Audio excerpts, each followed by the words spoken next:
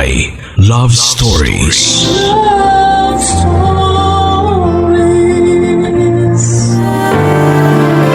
Ang tunay na pagmamahal ay walang pinipili. Subalit kung ang ating minahal ay nawala, ito ay hindi dapat pinapalitan. Hindi dapat na tinuturing na kapalit ang bagong mamahalin, sapagkat wala dapat pagkukumpara. Ikaw, kabarangay, naranasan mo na bang maging kapalit sa nawalang minamahal ng iba? Dear Papa Dudut, magandang araw po sa inyo. Ako po si Rona.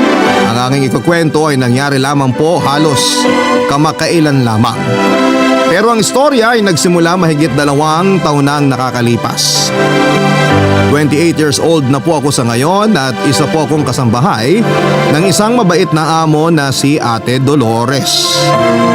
May anak po si Ate Dolores, ang pangalan naman po ay si Rick, 20 years old na po siya sa ngayon.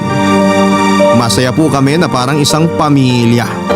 Kasi hindi din naman po kasambahay ang turing ni Ate Dolores sa akin, kundi parang anak-anakan na rin niya. Nang magkasakit po si Ate Dolores ay doon namin nalaman na may anak pala siya sa una niyang nakarelasyon. May naging anak siya na pinangalanan niyang Ethan. Hindi niya daw ito nakita matapos niyang ipanganak, kung bakit po ay mamaya ko na ikukwento. Bagamat hindi tumigil ng kakahanap si Dolores ay walang nakaalam sa mga kasama niya sa bahay na may anak pala siya at hinahanap niya ito. Alam namin at alam din ni Ate Dolores ang tungkol sa sakit niya at handa na siya sa mga mangyayari. Pero bago daw mangyari yon ay kinausap niya si Rick na magbabaka sakali at subukang hanapin si Ethan. Kaya dahil sa kahilingan ni Ate Dolores ay ginawa ni Rick ang lahat ng magagawa niya para mahanap si Ethan bago man lang malagutan ng hininga si Ate Dolores. Walang ideya si Rick kung papaano niya sisimula ng paghahanap dahil ang tanging hawak niya lamang na pagkakakilanlan ni Ethan ay ang pangalan at apelyido nito at ang pangalan ng tatay nito.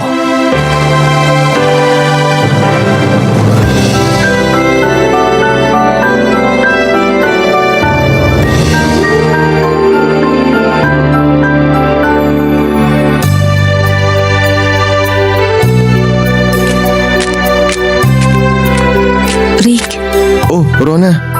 Kumusta si Mama? Nagpapahinga na. Mabuti naman. Ano bang iniisip mo? Si Ethan. Paano mo pala sisimulan ng paghahanap? Siguro sisimulan ko sa social media. Alam ko na suntok sa buwan pero keso wala naman akong gawin. Doon na muna ako magsisimula. Sigurado may litrato ang mga account. At siguro naman, may makikitang pagkakahawig kay Ate Dolores si Ethan.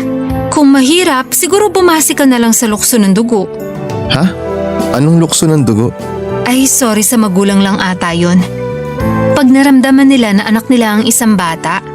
Basta, gagawin ko lahat ng paraan para kay Mama. Ano daw ba ang sabi ng doktor? Ay, ganun pa rin. Pero kahit na nagbibigay sila ng taning, hindi pa rin ako nawawalan ng pag-asa. Ipinagpapasa Diyos ko na lang lahat. Kung ano man na maging pasya niya, tatanggapin ko. Pero ang tanging dinadasal ko na lang na sana makita ko si Ethan bago mahuli ang lahat. Para man lang masaya si Mama bago siya umalis. Susubukan ko rin maghanap sa social media. Salamat, Rona. Salamat sa mga ginagawa mo para kay Mama. Ano ka ba? Malaki yung utang na loob ko kay Ate Dolores, no? Kung hindi dahil sa kanya nabaon na kami sa utang. Kinupkup niya na ako, pinapasweldo pa. Kaya unti-unti, nawala na ang mga utang ng pamilya ko. Ganyan talaga si Mama eh. Oo nga, hindi lang naman ako ang tinulungan niya. Madami pa na taga dito sa atin. Kaya nga halos lahat sila kinukumusta si Mama. Tsaka lagi siyang dinadalaw.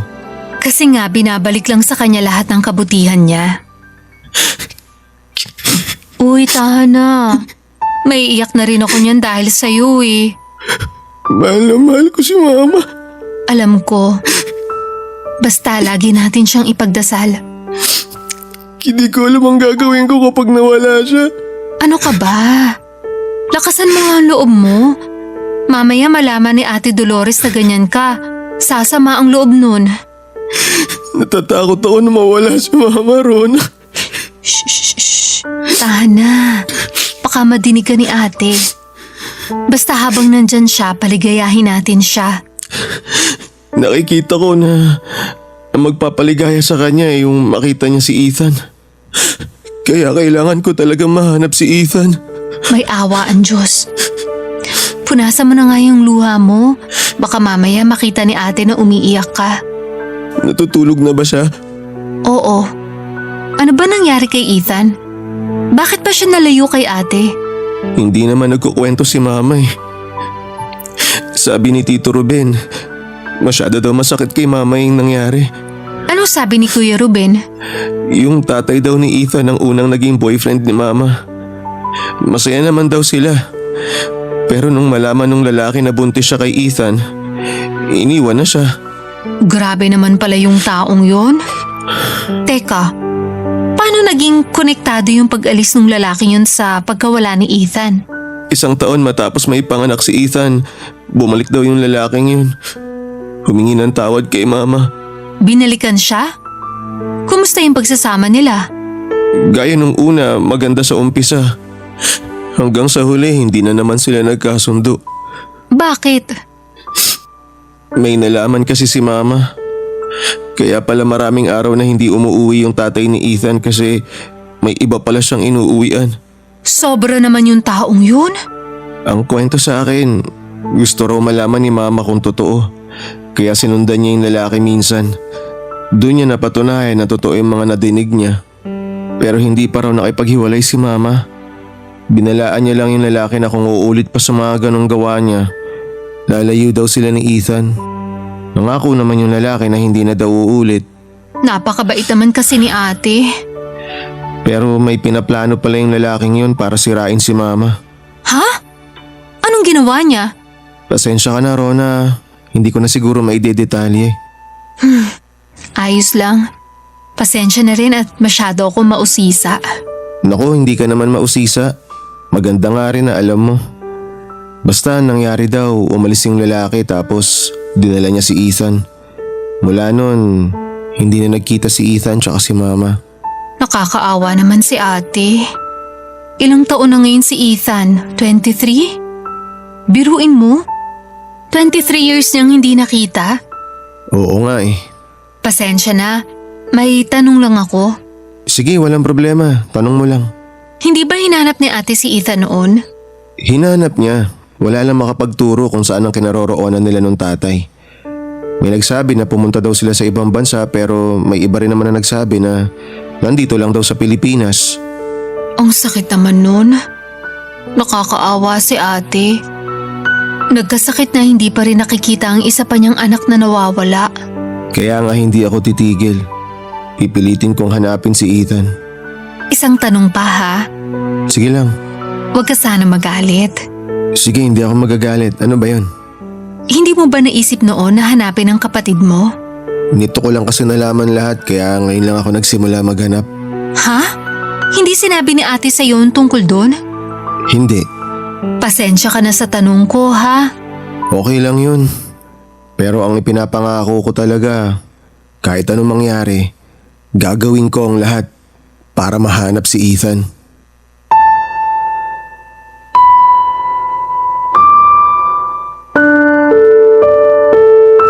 Papadudo tinupad ni Rick ang binitawan niyang salita. Hindi siya tumigil sa kakahanap sa lahat ng social media ng anumang impormasyon na mahahanap niya. Nahihirapan siya pero hindi niya sinusukuan yon. Araw-araw naming nakikita na pahina ng pahina si Ate Dolores. Kaya lalo kaming nagdoble kayod sa paghahanap. Lahat din ng nasa probinsya namin ay pinagtanungan namin na baka may malaman silang kamag-anak ng tatay ni Ethan. Pero mailapang impormasyon. Hindi din ako tumigil na tumulong. Hindi ko na trabaho ang maghanap kay Ethan pero dahil din sa utang na loob at pagmamahal ko kay Ate Dolores ay tumulong ako, Papa Dudut. Sobrang Sobrang laki ng utang na loob ko sa pamilya ko. Sa pamilya ni Ate Dolores. Binigyan niya ng trabaho sa sakahan niya ang mga magulang ko habang ako naman ay pinag-aral din niya. Hindi niya ako tinanggap na maging kasambahay. Mas tinanggap niya ako bilang anak-anakan. Kaya sobrang gusto kong makatulong sa paghahanap, Papa Dudut. Hanggang sa isang araw ay nagpaalam si Rick na luluwas ng Maynila dahil may nakuha daw siyang impormasyon tungkol kay Ethan. Mabuti na lamang at bakasyon sa eskwelahan, kaya ayos lang na umalis si Rick. Kahit na hindi siya sanay sa Maynila ay nakipagsapalaran nito. Nang umuwi siya kinabukasan ay may dala siyang isang magandang balita, Papa Dudut.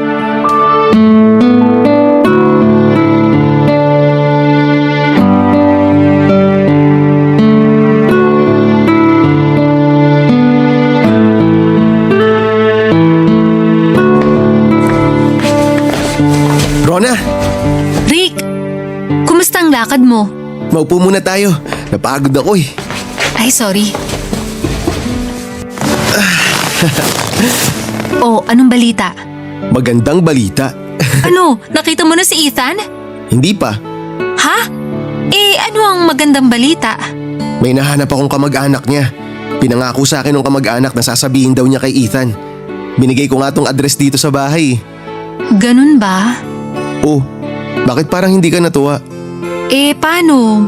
Malay ba natin na ipaparating talaga kay Ethan ang sinabi mo? O kung sabihin man, malay ba natin kung pupunta ang Ethan na yun? Pupunta yun. Paano ka naman nakakasiguro? Dahil sinabi sa akin nung kausap ko na hinahanap din pala ni Ethan si Mama. Talaga? Magandang balita nga yan. Teka, sino ba yung nakausap mo? Asawa ng kapatid ng tatay ni Ethan. Wala na pala yung tatay ni Ethan, ilang taon na rin. Mabuti naman at hinahanap din pala ni Ethan si Ate Dolores. Si Mama nga pala, kumusta? Natutulog uli siya ngayon. Pero ganun pa rin ang lagay niya, wala pa rin pagbabago. Ay, sana maabutan pa ni Ethan si Mama. Wala bang sinabi yung nakausap mo kung kailan niya masasabi? Nag-message agad siya kagabi nung kausap ko siya. Pero ayaw niyang ako mag-message kay Ethan kasi sabi niya hindi raw pinapansin ni Ethan yung message kapag hindi niya kilala yung nagpadala. Sana nga pumunta siya agad. Tao po! Oh, may tao sa labas. Lika Rona, buksan natin yung pinto. Sino yan? Teka, ikaw yung nakasabay ko sa bus kanina. Ako nga. Sa Maynila pa lang nakita na kita. Anong maipaglilingkod namin sa'yo? May hinahanap akong address. Eto, Ay, dito yan! Sino bang hinahanap mo? may nagpunta sa tita ko. May binigay na impormasyon tungkol kay Dolores. Ethan? Bakit kilala mo ako? Ako yung nagpunta sa tita mo. Ay, salamat sa Diyos! Nandito ka na! Ako nga pala si Rona at siya si Rick ang... Halika Ethan, sasamahan kita. Sandali, dito ba siya nakatira? Pwede ba munang malaman kung anong nangyari sa kanya? Nagkaroon siya ng cancer. Hindi namin alam kung hanggang kailan na lang siya. Ayos ka lang ba? Gusto mo ba ng tubig? Hindi na, salamat. Pwede bang maupo muna? Ay, pasensya na. Maupo ka muna. Sigurado ka bang ayos ka lang? Oo, Mabuti nakapunta ka agad. nung nag-message si tita kagabi, nag-ayos na agad ako ng gamit. Matagal ko na siyang hinahanap. Matagal ka na rin niyang hinahanap. Sigurado ka bang hinahanap niya ako? Oo. Mula nun hindi siya tumigil. Hindi nga namin alam kung sino ang hinahanap niya at kung bakit niya hinahanap. Hanggang sabihin niya na lang nung hindi niya na kaya maghanap dahil nanghihina na siya. Hinahanap niya ako? Bakit di niya ako nahanap? Ang liit-liit lang naman ng Pilipinas. Hinanap ka niya talaga. Kung ano-ano lang kasi ang binigay sa kanyang impormasyon kaya medyo gumulo. May nagsabi pa nga sa kanya na ng ibang bansa raw kayo. Pero kahit ganun, hindi siya tumigil sa paghahanap sa'yo. May nakakatawa ba? Nakakatawa ang kwento niyo. Halika na Ethan. Sasamahan kita sa kanya.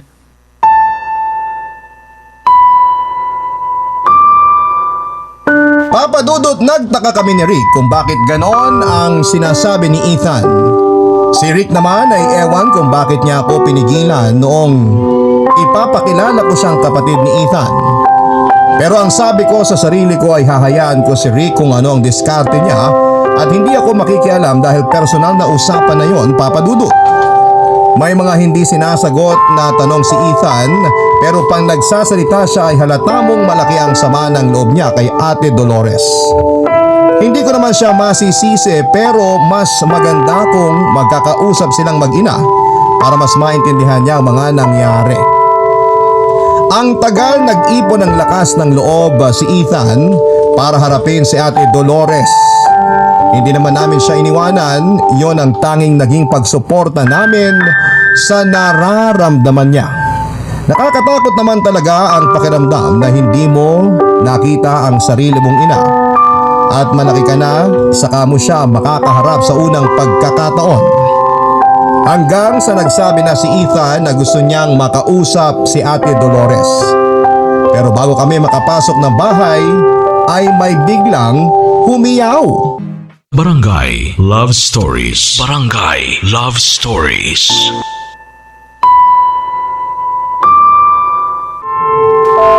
Papa Dudut, nagulat kami sa sigaw ni Manang Ising.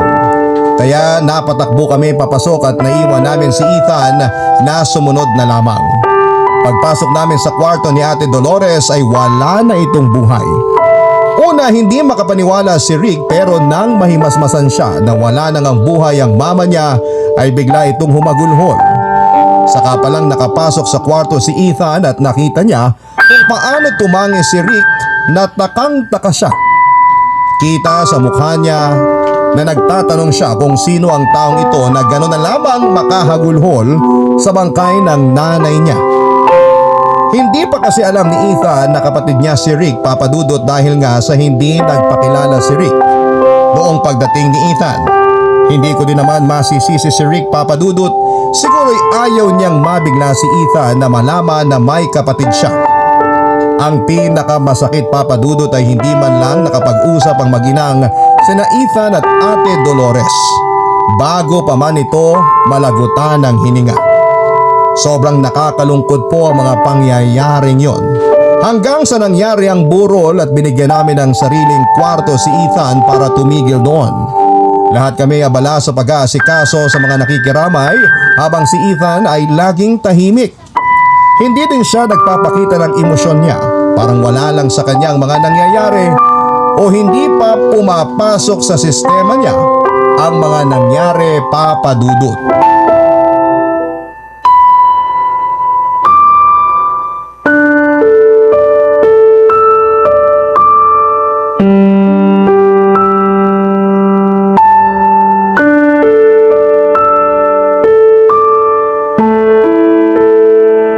Ethan, Bakit? heto, dinalhan kita ng kape. Ayoko. Salamat na lang. Hindi ka pa kumakain. Gusto mo ba ikuha kita ng sopas? Mamaya na. Kakain na lang ako pag gutom ako. Ayos lang ba kung makikipagkwentuhan ako sa'yo? Ikaw ang bahala. Nag-aaral ka pa ba? Graduate na ako. Nung minessage ka, nagtatrabaho ka na pala? Oo. Anong trabaho mo? Gitarista ako ng isang banda. Wow! Minsan kanta ka naman. Gitarista lang ako. Hindi ako kumakanta. Ay sorry, akala ko kasi. Anyway, maganda ba ang swelduhan dyan? Sakto lang. Kumusta ka ngayon? Ayos ka lang ba? Oo. Kapag kailangan mo ng kausap, nandito lang kami ni Rick ha? Salamat. Ikinalulungkot ko ang nangyari. Hindi man lang kayo nagkausap ni Ate Dolores. Sanay na ako. Iniwan niya na ako noon. Tapos ngayong gusto kong malaman ng lahat, iniwan na naman niya ako. Kung alam mo lang kung paano kanya hinanap. Mahal na mahal ka ni Ate Dolores. Mahal? Bakit niya ako iniwan? Ethan, huminahon ka. Kahit balibaliktarin mo pa ang kwento, doon pa din babalik. Iniwan niya ako. Anak niya ako. Pero iniwan niya ako. Nagkakamali ka. Mali ang nalalaman mo. Ano bang alam mo? Nandun ka ba nung iwan niya ako? Ethan, hindi ka niya iniwan. Huwag mo na siya pagtakpan. Wala ako sa posisyon para magkwento. Siguro, kailangan niyo rin mag-usap ni Rick. Bakit naman? Siya ang magsasabi sa'yo ng lahat. Anong diferensya kung sa'yo man manggaling o sa kanya? Mas may karapatan siya magsabi. Teka nga, bakit ba gano'n na lang kayo sa nanay ko? Malaki yung utang na loob ko sa mama mo. Tinulungan niya ang mga magulang ko at pinag-aral niya ako. Mabuti ka pa. Sigurado ako mas higit pa ang gagawin sa'yo ni Ate Dolores kung kapiling ka niya. Kaso nga hindi eh. Kasi nga, iniwan niya ako. Nagkakamali ka nga. Siguro, hayaan mo na lang ang kapatid mo ang magsabi ng lahat. Kapatid? Ha? Sino kapatid? May kapatid ako? Pasensya ka na. Hindi ako ang dapat nagsabi. Nagsabi ng ano? Ano ba sinasabi mo? Wala. Sabihin mo! Huwag niyo akong ginagago dito! Kapatid mo si Rick. Ano? So siya pala ang dahilan. Kaya ako iniwan ng nanay ko. Hindi ganun. Kanina ko pa kayo hinahanap. Nandito pala kayo sa labas. Ang kapal din ng mukha mo! Ha? Ethan, huminahon ka.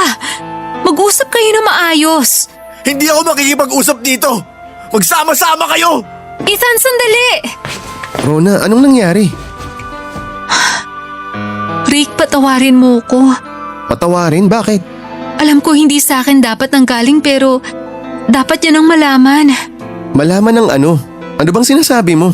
Sinabi ko na sa kanya. Rona, ano ba? Sabihin mo na nga. Gulong-gulo na ako eh. Sinabi ko na ang totoo na magkapatid kayo. Ano? Patawarin mo ko. Masyado niya na kasing sinisira si Ate Dolores kaya sabi ko dapat niyang malaman ang katotohanan sa'yo. Rona naman! Patawarin mo ko. Rona, hindi ako tunay na anak ni Mama. Inampun niya lang ako. Pinapalitan niya lang yung pangalan ko nung maging legal yung pag-aampon niya sa akin. Ano? Nung bata ako, sinabihan ako ni Mama na mula noon, huwag ko raw iisipin na ampon ako. Dapat daw ang isipin ko, siya ang totoong nanay ko. Ipinangako niya sa akin na hindi niya nabubuksan ang tungkol sa pagiging ampon ko. Kaya mula noon, hindi na namin napag-usapan. Ano tong nagawa ko? Patawarin mo ko. Huwag mo nang sisihin ang sarili mo. Alam ko naman na nagawa mo lang yun dahil sa pagmamahal mo kay Mama eh. Ate, patawad sa nagawa ko. Mula ng gabing yon ay hindi na pinansin ni Ethan si Rick. Lagi niya itong iniiwasan hanggang sa mailibing si Ate Dolores. Aalis na sana si Ethan pero sinabihan siya ng mga kamag-anak ni Ate Dolores na tumigil muna sa bahay dahil may babasahin daw ang abogado na mga habilin ni Ate Dolores. Kahit ayaw ni Ethan ay may respeto pa din naman siya sa mga kamag-anak niya. Noon pa lang niya na nakikita. Nakipag-usap sa lahat ng nandoon si Ethan maliban kay Rick.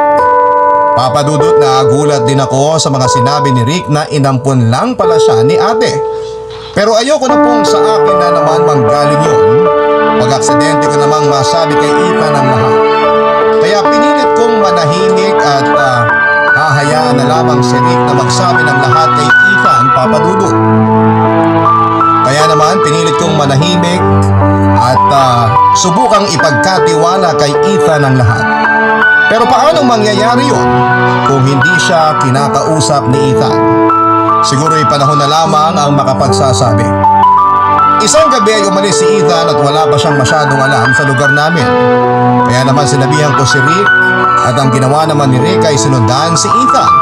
Pero hindi siya nagpakita dahil sigurado naman na iiwasan siya nito. Nagpunta sa isang maliit na bar sa amin si Ethan at mag-isa siyang nag-inom hanggang sa malasing, papadudot. Sa pag-uwi niya ay may nakaalitan siyang mga lasing din na customer. Dahil madami ang nakalaban ay napagtulungan nila si Ethan. Pero hindi pala siya iniwan ni Rick dahil buong gabi itong nagbantay kay Ethan sa may labas. Tinulungan niya si Ethan dahil sa mas madami ang kalaban ay hindi na rin nakalaban pa si Rick. Sinalag na lamang ang mga suntok ng kaaway at hinarang ang katawan niya para hindi masaktan si Ethan. Matapos silang magtulungan ay iniwan na lamang sila ng mga nakaaway. Saka inakay ni Rick pauwi si Ethan. Sa bahay ay sinalubong ko sila. Saka ko ginamot ang mga pasa ng dalawa. Sinabi ni Rick sa akin na huwag nang sabihin kay Ethan na siya ang nag-uwi sa kanya.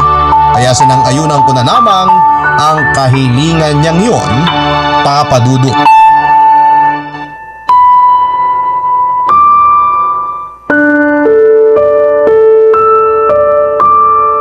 Aray! Ay, sorry. Ang sakit! Sorry. Ano bang nangyari? Hindi mo matandaan? Hindi. Naglasing ka kagabi. Naalala ko yun. Ano nangyari sa akin? May mga nakaaway ka. Ha? Sino? Mga dayo. Nakilala na sila.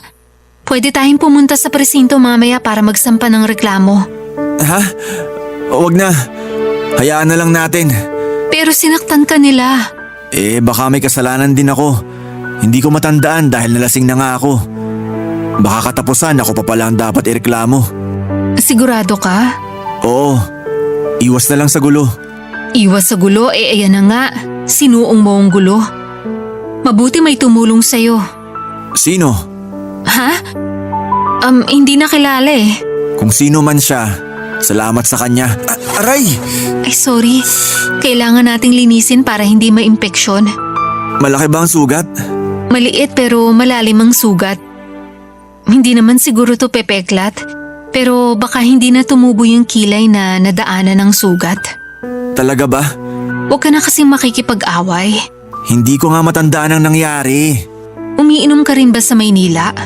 Oo. Sa bar madalas ang gig namin kaya napapainom.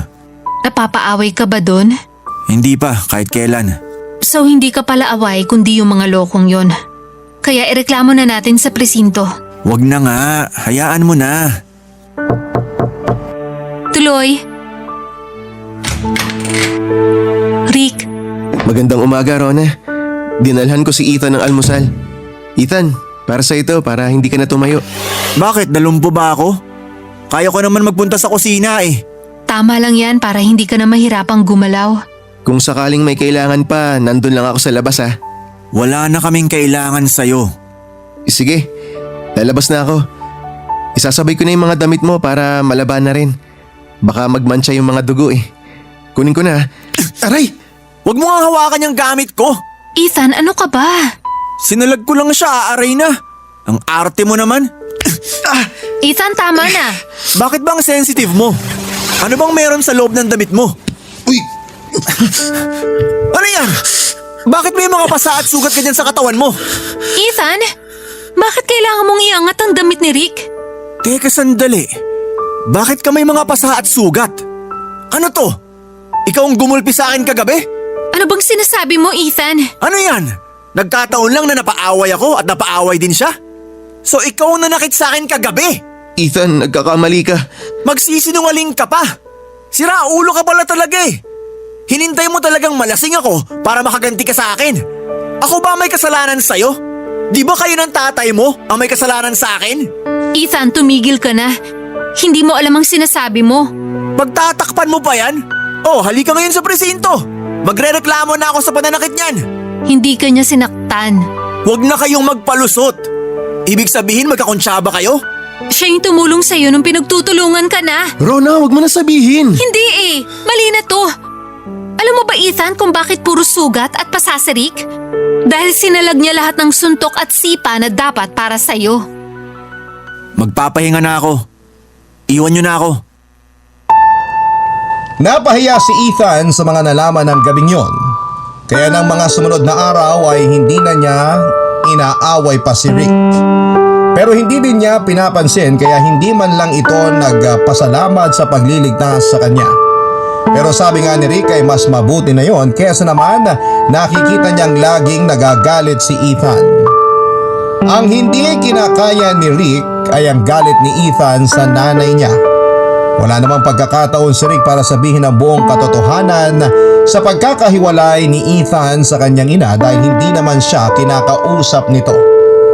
Isa pa ay kung kakausapin man si Rick kakausapin man ni Rick si Ethan ay tiyak na hindi naman ito maniniwala sa kanya si Ethan dahil sarado ang isip nito.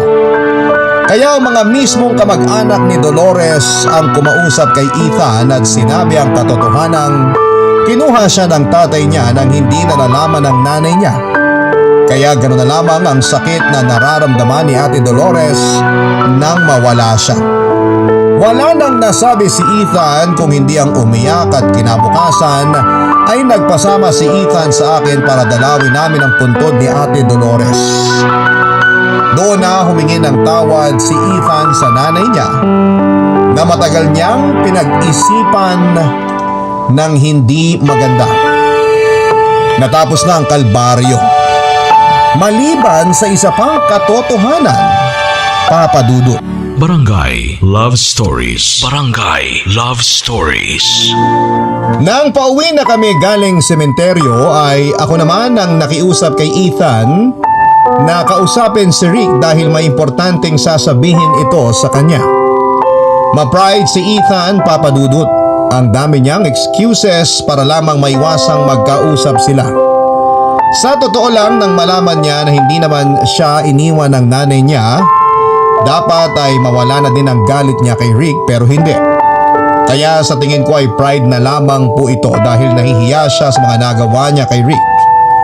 Hinayaan ko na lamang din kasi alam ko at nakikita ko sa mga kilos ni Ethan na nawala na ang sama ng loob niya kay Rick. Kaya ramdam ko din na hindi magtatagal ay magkakaayos na rin ang dalawa. Dumating ang araw na babasahin na ng abogado ang huling habilin ni Ate Dolores. Sa testamento ay sinabi ng abogado na may iniwang halaga si Ate Dolores sa akin para maipatayo ang pangarap kong tindahan. Hindi ko na lamang po sasabihin kung magkano. Ang lahat naman ng ari-arian ni Ate Dolores ay pinangalan niya kay Ethan at kay Rick. Natakot si Rick sa nadinig dahil baka ikagalit na naman ito ni Ethan. Matapos ang pagbasa ay nag-uwian na ang lahat, naiwan kaming tatlo. Lumabas kagad si Rick para maiwasan si Ethan pero sinundan siya nito, Papa Dudut.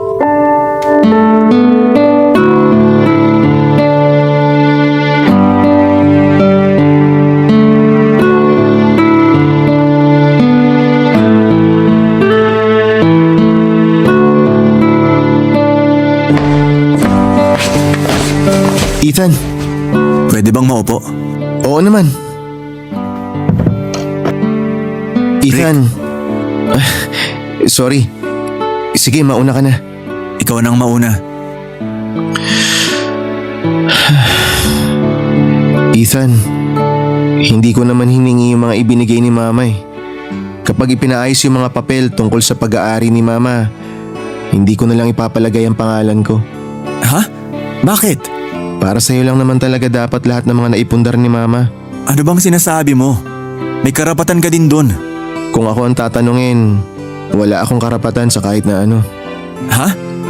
Bakit mo naman sinasabi yan? Teka, mabuti pa magsimula muna tayo sa simula. Una, patawarin mo ako sa mga nasabi ko sa'yo.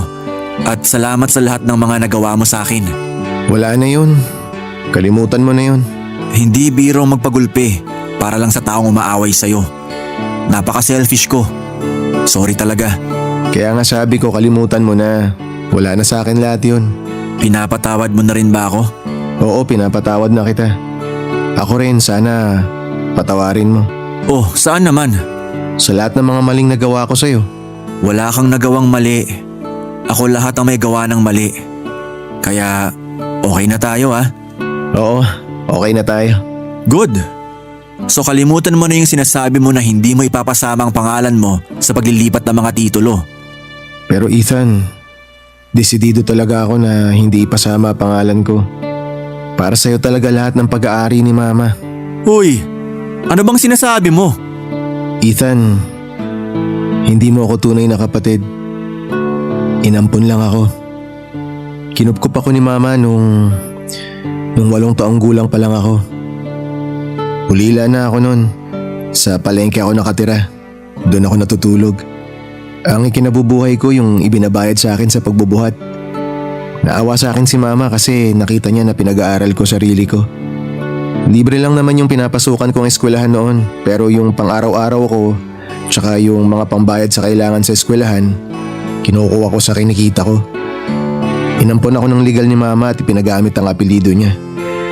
Tapos, pinapangako niya ako na kahit kailan, wag ko raw isipin na inampon niya lang ako. Siguro nangungulila si mama noon dahil sa pagkawala mo. Pero ngayon nandito ka na, tama lang na para sa'yo lahat ng pinaghirapan niya. Mama ko, patawarin mo ko. Hindi na nag-asawa si mama mula nung mawala ka. Kaya hindi niya ako anak sa ibang lalaki. Kung kailangan mo tong buong bahay, pwede akong umalis, sabihan mo lang ako. Pero habang nandito ako, tutulong ako kung ano man ang may tutulong ko. Buong buhay kong tatanawin na utang na loob ang ginawa sa akin ni mama. Hindi. Anong hindi? Hindi ka aalis dito. At hindi mo ipapatanggal ang pangalan mo sa mga titulo. Iniwan sa atin ni mama ang lugar na to at ang mga iba pang ari-arian niya. Sa atin. Sa ating dalawa. Kaya yun na yun. Pero Ethan, Please, kung ayaw mo akong makasama, tanggapin mo na lang para kay mama. hindi naman sa ayaw kitang makasama, pero kasi… Kaya wala na tayong pag-uusapan tungkol dyan. Oh, umiti ka naman. Oh, heto. Nagdala ako ng juice. Malapit na maluto ang tanghalian. Salamat, Rona. Kumusta? Kumusta sino? Kayo. Kanina ko pa kayo tinitingnan na nag-uusap. Napakaseryoso niyo eh. Hindi naman seryoso yung pinag-uusapan namin. Nako, ayan na naman siya oh. Naglilihim na naman. Si Rona yan. Pwede mong sabihin ang totoo. Oo nga, pero kahit hindi mo naman sabihin, malalaman ko pa rin naman yan. Alam mo naman na yun. Manghuhula na ako ngayon? Yung kung sino ako sa buhay ni mama. Yun ba? Oo, alam ko na yan. Pero hindi ko sinabi kay Ethan yon ha? Oo, alam ko. Magaling maglihim tong si Rona eh. Nako, hindi rin. Madalas nadudulas yan eh. Sobra ka naman sa akin. Biro lang. Nako! Rona, close na tayo, di ba? Kaya sabihin mo na din ang ibang lihim nito ni Rick. Ha? Wala na akong ibang nililihim. Eh bakit parang nagulat ka sa tanong ko? Hindi naman ako nagulat. Sige na nga. Biro lang naman yun eh. Pero tandaan mo to, Rick. Babawi ako sa mga mali ko sa'yo dati. Teka lang, bakit sa kanya lang? May mali ka din naman sa akin dati ah. Papa Dudut, masaya ako at naging maayos ang lahat kina Rick at Ethan. Sigurado din ako na noong araw na yon ay nakangiti si Ate Dolores sa amin. Pero hindi ko alam kung nagbibiro nga si Ethan o nahalata niya talaga na nabigla si Rick nang sabihin sabihan ako ni Ethan na sabihin ko daw ang ibang lihim ni Rick. Papa Dudut, may isang lihim si Rick na sa 2 tao niya lamang sinabi. Isa na nga po ako at ang mama niya. Alam niya naman na hindi ko sasabihin kahit kanino yon, pero siguro'y dahil nga sa ayaw ni Rick na malaman ng kahit na sino yon, ay talaga naman na kinabahan siya nang sabihin ni Ethan yon. Naging totoo naman si Ethan sa pinangako niya at naging sobrang malapit sila ni Rick sa isa't isa. At lahat ng tulong at suportang mabibigay niya kay Rick ay ginawa niya. Halos hindi na po sila naghihiwalay. Pero kahit na ganoon ay parang balisa pa rin si Rick sa bawat nangyayaring pagbabago sa aming lahat sa bahay. Ganun pa man, Papa Dudut, ay pinipilit ni Rick na maging parang dati pa din ang lahat. Kaya walang nagbago sa aming dalawa. Ganon pa din kaming maglambingan dahil na din sa iyon sa tagal na naming magkasama sa bahay ay talaga namang para na din kaming magkapatid. Hanggang isang araw ay nahulog ako sa tinutuntungan kong silya. To the rescue kaagad si Rick. Agad siyang tumakbo at tinulungan ako. Hindi ko kinayang maglakad kaya kinailangan akong buhatin ni Rick para ipasok sa bahay. Habang buhat niya ako ay umiral na naman ang pagiging palabiro ko at sinabi na para kong bagong kasal na binubuhat ako ng groom. Natawa naman si Rick at hindi pa doon natapos ang biro ko. Saka pa ako humalik sa pisngi ni Rick kaya mas nagtawanan kami. Sakto palang nakita kami ni Ethan at babatiin ko sana siya pero parang sumama ang itsura niya at umalis ng bahay. Nagtaka kami ni Rick sa inasal ni Ethan. Ano kayang problema niya at ganon siya.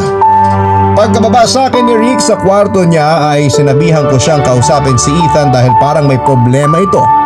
Agad namang sinundan ni Rick si Ethan pero hindi na niya ito nakita sa labas. Naghintay kami sa kanya pero gabi na ay hindi pa ito umuwi kaya nagpa siya si Rick na hanapin na si Ethan. May hinala na si Rick kung saan nandun si Ethan at nang dumating siya sa lugar ay tama nga ang hinala niya. Nandoon na naman si Ethan sa bar kung saan ay nakursunodahan siya at lasing na naman ito ng pagkakataong yon, Papa Dudut.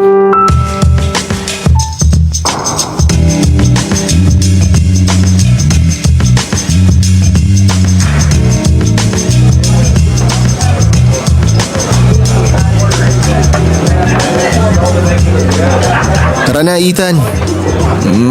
Sandali, umiinom pa ako eh. Halika na, lasing ka na eh. Bakit ka ba nakikialam? Sino ka ba? Oh, nakita mo na yan?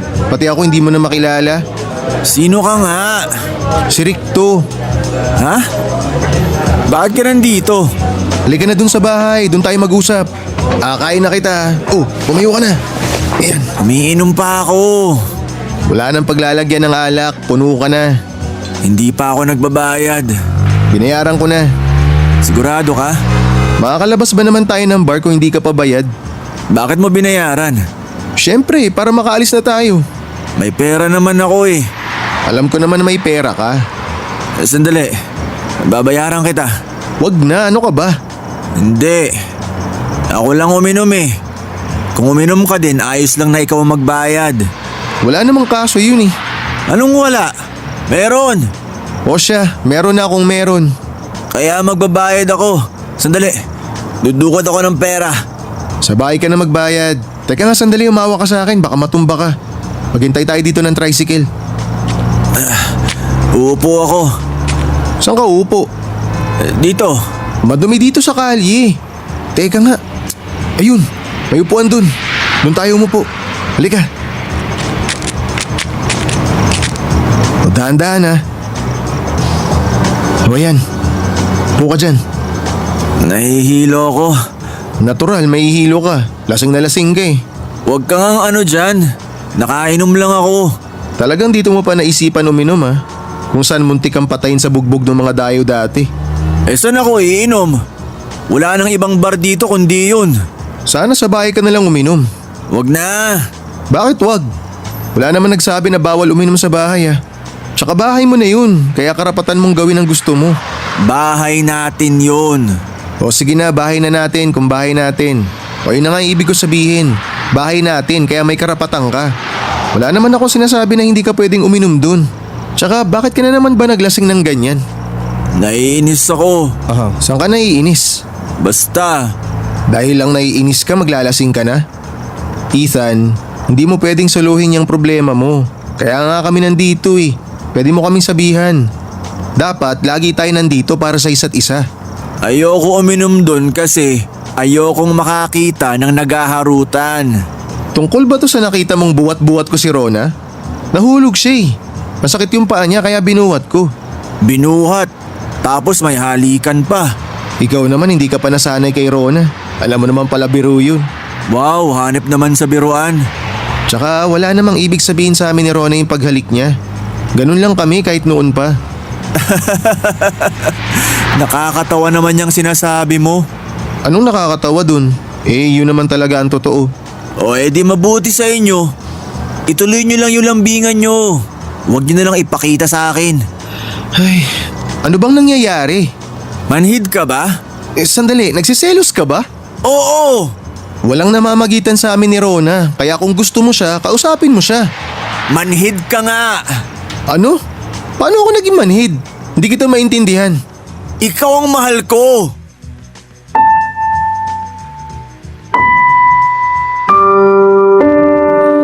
Papa Dudut, hindi inilihim ni Rick sa akin ang mga nangyari ng gabing yon. Ikinuwento niya na may napakahabang katahimikan ang nangyari nang sabihin ni Ethan ang salitang si Rick ang mahal niya. Hindi daw niya malaman kung paano siya mag-react sa mga sinabi ni Ethan, pero si Ethan na rin daw ang bumasag sa katahimikan. Sinabi daw nito na noon pa iba na ang nararamdaman niya kay Rick. Mula nung una siyang makita sa bus sa Maynila pa lamang, hindi niya daw inisip na mali yun dahil nga sa hindi naman daw sila totoong magkapatid. Papadudot lasing si Ethan pero parang nung oras na yun daw, ang tanging epekto sa kanya ng alak ay ang maging malakas ang kanyang loob para sabihin ang lahat ng laman ng dibdib niya. Tinanong daw ni Ethan si Rick ng diretsyo, Papadudot, kung tinatanggap daw ba ni Rick ang mga sinasabi niya. Pero sinabi daw ni Rick na hindi. Kitang-kita daw na nalungkot ng sobra si Ethan matapos ang sagot ni Rick ay hindi na daw muli pang nagsalita si Ethan at ganoon din naman daw si Rick. Naiuwi ni Rick ng maayos sa bahay si Ethan at kinaumagahan ay nagulat si Rick nang gisingin ko siya at sinabing umalis si Ethan at sinabing babalik daw ito ng Maynila.